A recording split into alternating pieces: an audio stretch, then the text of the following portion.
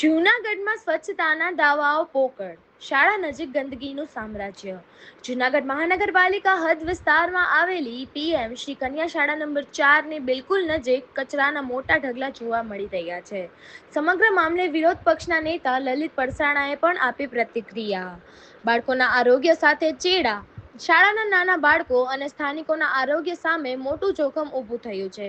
ગંદકીના કારણે અસહ્ય દુર્ગંધ ફેલાઈ રહી છે. સ્થાનિક લોકો અને શાળાના પ્રિન્સિપલ દ્વારા વારંવાર રજૂઆતો કરવા છતાં આ વર્ષો જૂની સમસ્યાનો કોઈ ઉકેલ લાવવામાં આવ્યો નથી.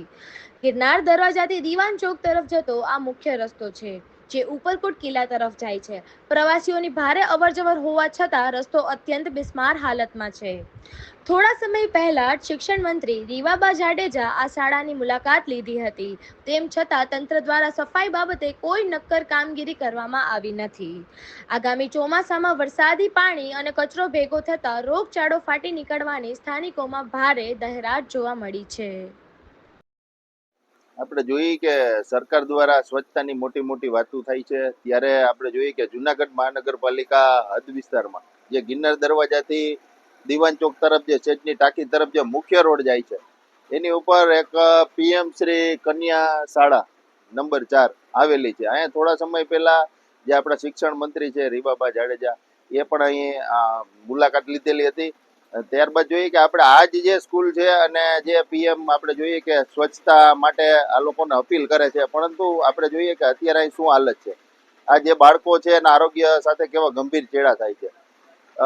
બાજુમાં જ શાળાની એકદમ બાજુમાં મોટો કચરાનો ઢગલો ડેઈલી માટે થાય છે. આજે નહીં પણ આ વર્ષોથી આ પ્રોબ્લેમ છે એ દૂર નથી થતો. જે અહીંયા નાના નાના બાળકો ભૂલકાઓ જે અભ્યાસ કરે છે એમના આરોગ્ય સાથે ખૂબ ચેડા થાય છે. અને અવારનવાર ફરિયાદો પ્રિન્સિપલ દ્વારા પણ કરવામાં આવે છે, સ્થાનિક લોકો દ્વારા પણ કરવામાં આવે છે. અત્યંત દુર્ગંધ થાય છે. અને હાલ હમણાં જોઈએ કે ચોમાસું આવી રહ્યું છે, ત્યારે આમાં વરસાદ પાણી તમામ મિક્સ થઈ અને અતિશય અહીંયા દુર્ગંધયુક્ત આ કચરામાંથી વાસ આવે છે. ને આજુબાજુના લોકોનું તથા બાળકોનું જે છે આરોગ્ય જોખમાય છે. છતાં પણ આપણે જોઈએ કે જુનાગઢ મહાનગરપાલિકાના શાસકો છે એ સફાઈ બાબતે ઉણા ઉતર્યા છે. આપણે જોઈએ કે જ્યારે પીએમ ના નામે જે સ્કૂલ છે ત્યાં જેટલો બધો કચરો છે. ઉપરથી આપણે જોઈએ કે આ જે રોડ છે ને બ્યુટિફિકેશનની વર્ષોથી વાત થાય છે. અતિશય ભંગાર હાલતમાં રોડ છે. ઉપરકોટ કિલ્લો છે એનો મુખ્ય રસ્તો છે. ગિરનાર દરવાજે પ્રવાસીઓ મોટી માત્રામાં આવે છે.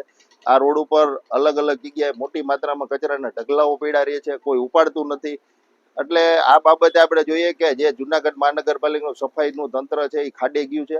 અત્યારે સત્વ સર્વેક્ષણમાં ઘેરે બેઠા તમામને એપ્લિકેશનમાં પોઈન્ટ માટે અપડેટ કરી દેવામાં આવે છે, પરંતુ વાસ્તવિક પરિસ્થિતિ આપણે જોઈએ તો અત્યંત ખરાબ છે. કે જે પીએમ ના નામે જે સ્કૂલ છે એ જ સ્કૂલમાં જે કેન્દ્ર સરકાર સંચાલિત છે ત્યાં મોટી માત્રામાં કચરાના ઢગલા ડેઈલીને માટે રહે છે. આજ નહીં પણ ડેઈલીને માટે. આ રોડનું બ્યુટિફિકેશન કરવું પણ જે કરોડો રૂપિયા ગ્રાન્ટ આવે છે, છતાં પણ આપણે જોઈએ કે અહીં કોઈ પણ નક્કર કામગીરી નથી થતી. એટલે તાત્કાલિક અસરથી આ જે રોડ છે એનું સમારકામ પણ થાય, પ્રવાસીઓ ખરાબ નોંધ ન લઈ જાય. ઉપરકોટ જેવો કિલ્લોનું અહીંથી પ્રવાસીઓ નીકળે છે અને પીએમ પ્રાથમિક શાળા જે અહીંયા આવેલી છે તો એની બાજુમાં જે આ કચરાના ઢગલા આખા રોડ ઉપર થાય છે એ બંધ થાય અને શિક્ષણ મંત્રીએ ફરી આમ એકવાર મુલાકાત લઈએ તો ખરેખર આ જે સ્કૂલ છે એમાં જે બાળકો છે એમના આરોગ્ય સાથે ચેડા ન થાય.